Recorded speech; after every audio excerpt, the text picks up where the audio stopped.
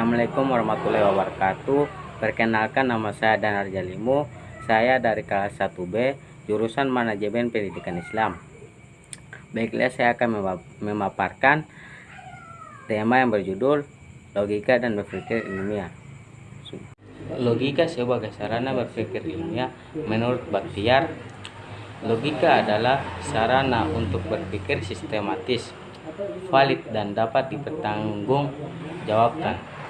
Karena itu, berpikir logis adalah berpikir sesuai dengan aturan-aturan berpikir, seperti setengah tidak boleh lebih besar daripada satu. Logika merupakan kumpulan kaidah-kaidah yang memberi jalan sistem berpikir tertib dan teratur, sehingga kebenarannya dapat diterima oleh orang lain. Logika akan memberi suatu ukuran, norma, yakni suatu anggapan tentang benar dan salah terhadap suatu kebenaran. Ukuran kebenarannya adalah logis. Sumarna, logika adalah bidang pengetahuan yang mempelajari tentang asas, aturan, dan prosedur penalaran yang benar. Dengan istilah lain, logika sebagai jalan atau cara untuk memperoleh pengetahuan yang benar. Sebagai sarana berpikir ilmiah, logika mengarahkan manusia untuk berpikir dengan benar sesuai dengan kaidah-kaidah berpikir yang benar. Dengan logika, manusia dapat berpikir dengan sistematis dan dapat dipertanggungjawabkan kebenarannya. Jika ingin melakukan kegiatan berpikir dengan benar, maka harus menggunakan kaidah-kaidah berpikir yang logis. Dengan logika dapat dibedakan antara proses berpikir yang benar dan proses berpikir yang salah. Menurut Susanto, ada 3 aspek penting dalam memahami logika. Agar mempunyai pengertian tentang penalaran yang merupakan suatu pemikiran, yaitu pengertian proposisi, dan penalaran pengertian merupakan tanggapan atau gambaran yang dibentuk oleh akal budi tentang kenyataan yang dipahami, atau merupakan hasil pengetahuan manusia mengenai realitas.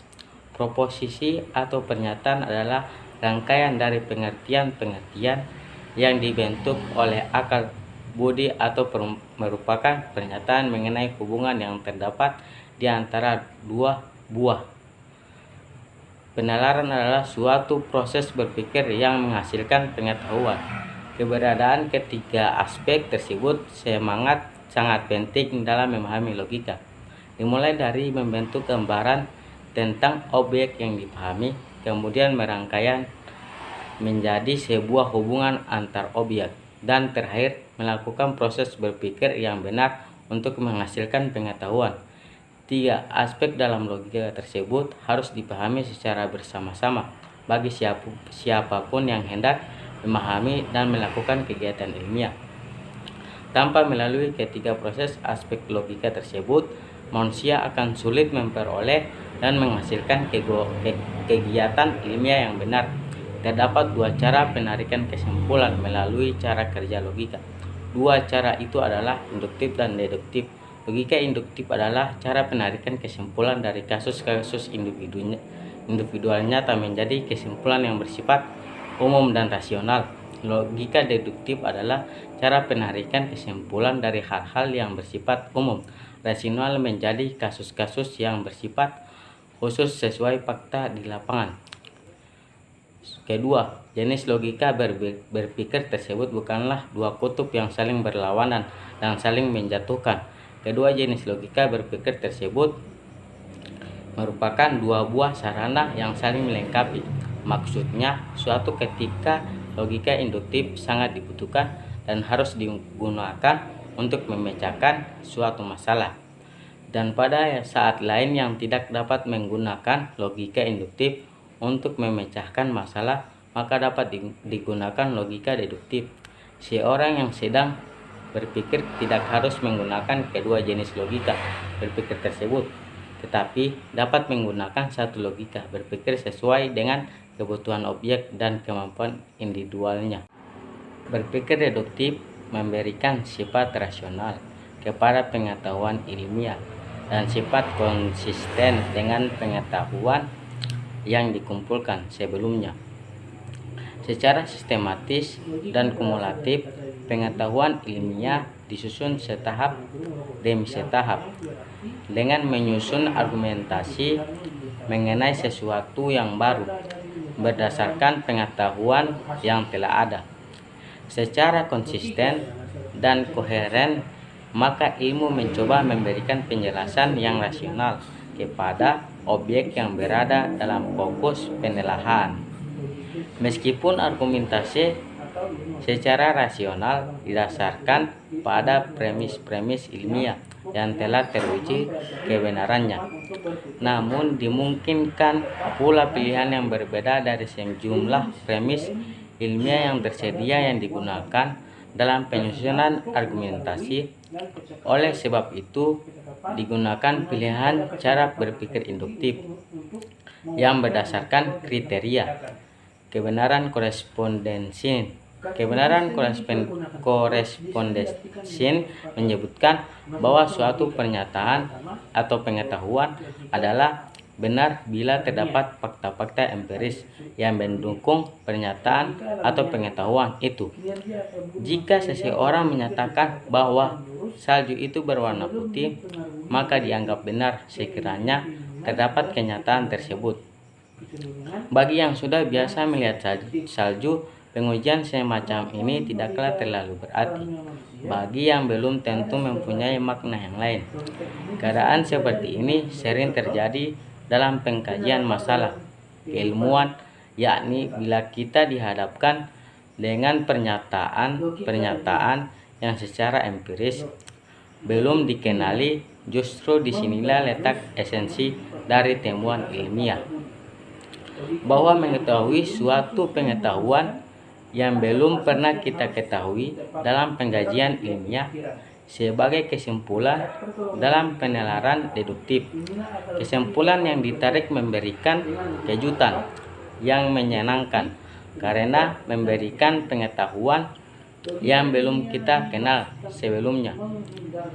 Proses kegiatan ilmiah dimulai ketika manusia mengamati sesuatu. Pertanyaannya adalah mengapa manusia mulai mengamati sesuatu? Kita mulai mengamati objek tertentu jika kita mempunyai perhatian tertentu terhadap objek tersebut. Perhatian tersebut oleh John Dewey dinamakan sebagai suatu masalah atau kesukaran yang dirasakan bila kita menemukan sesuatu dalam pengalaman yang menimbulkan pertanyaan. Jadi, karena ada masalah, maka proses kegiatan berpikir dimulai, dan karena masalah berasal dari dunia empiris, maka proses berpikir tersebut diarahkan pada pengamatan objek yang berada dalam dunia empiris pula. Bahwa manusia menghadapi atau menyadari adanya masalah dan bermaksud memecahkannya bukanlah sesuatu yang baru. Dalam menghadapi masalah, maka manusia memberikan reaksi yang berbeda sesuai dengan perkembangan cara berpikir mereka. Dalam usaha untuk memecahkan masalah tersebut, maka ilmu tidak berpaling kepada perasaan, melainkan kepada pikiran yang berdasarkan penalaran. Karena masalah yang dihadapi adalah nyata, maka ilmu mencari jawaban pada dunia nyata pula. Ilmu dimulai dengan fakta dan diakhiri dengan fakta. Dan teori berada di antara. Teori yang dimaksud di sini adalah penjelasan mengenai gejala yang terdapat di dunia fisik tersebut.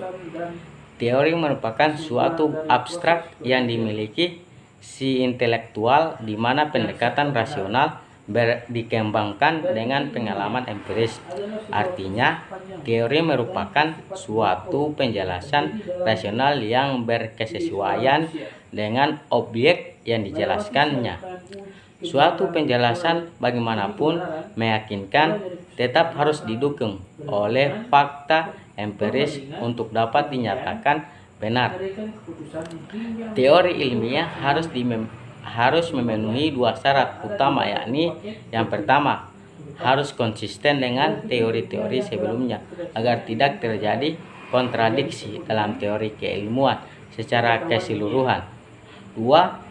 Harus cocok dengan fakta-fakta empiris, sebab teori yang bagaimanapun konsistennya jika tidak didukung oleh pengujian empiris tidak dapat diterima kebenarannya secara ilmiah. Oleh karena itu, sebelum teruji kebenarannya secara empiris atau diterima atau ditolak, semua penjelasan rasional yang diajukan hanyalah bersifat sementara. Penjelasan sementara ini biasanya disebut hipotesis. Jadi hipotesis merupakan jawaban sementara terhadap permasalahan yang sedang kita hadapi. Dalam melakukan penelitian untuk mendapatkan jawaban, hipotesis berfungsi sebagai penunjuk jalan yang memungkinkan kita mendapatkan jawaban. Hipotesis ini pada dasarnya disusun secara deduktif dengan mengambil premis-premis dari pengetahuan ilmiah yang sudah diketahui sebelumnya. Penyusunan seperti ini memungkinkan terjadinya konsistensi dalam mengembangkan ilmu secara keseluruhan dan menimbulkan pula efek kumulatif dalam kemajuan ilmu. Kemajuan ilmu sebenarnya tidak dilakukan oleh sekelompok kecil jenius dengan buah pikiran monumental, melainkan oleh manusia-manusia biasa yang selangkah demi selangkah menyusun tumpukan ilmu berdasarkan penemuan sebelumnya. Para jenius hanya berperan sebagai raksasa yang meletakkan dasar-dasar ilmu, sedangkan pengisiannya dilakukan oleh manusia dengan ketekunan dan kerja kerasnya. Dengan adanya jembatan berupa penyusunan hipotesis ini, maka metode ilmiah sering dikenal sebagai proses logik hipotetik verifikatif atau sebagai perkawinan yang berkesinambungan antara deduksi dan induksi. Proses induksi dimulai dalam tahap verifikasi atau pengujian hipotesis, yaitu pengumpulan fakta-fakta empiris untuk menilai verifikasi apakah sebuah hipotesis didukung oleh fakta atau tidak. Pembuktian. Sekian dari saya. Assalamualaikum warahmatullahi wabarakatuh.